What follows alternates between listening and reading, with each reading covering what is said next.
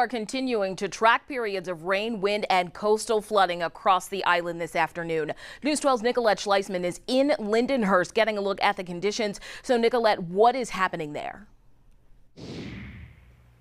Well, Tama, I can tell you that there is obviously water in the street where we are right now. We're at Riviera and Oak in Lindenhurst, like you said, and we just actually saw some swans that came up here. They just went around the corner, but they came up almost right to where I'm standing and then swam all the way back there. But we just talked to a neighbor who lives across the street, and they said this is about as far as the water has gotten so far this morning. But I can tell you that there are some people that are still keeping an eye on the water levels as that high tide is expected.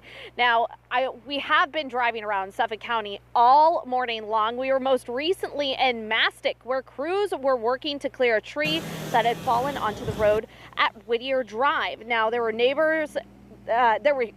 live downed power lines in some neighbors' front yards for several hours. We spoke with some of them. They tell us that they were nervous during strong windstorms about the large trees that surround their homes, and they'd already been nervous about it, and that happened this morning. The worry that one of them would fall, but luckily none fell on any homes this morning. Now, we were also in Asheroken, where we drove down Asheroken Avenue along the seawall, where we saw waves crashing over onto the wall. Since it was dark, we didn't drive any further because we felt like it wasn't safe. We could see some waves and water just coming over to the road there. We just didn't feel like that was a safe space to be. So we turned around and went back to higher ground. Now, still pretty windy out here in Lindenhurst, but not as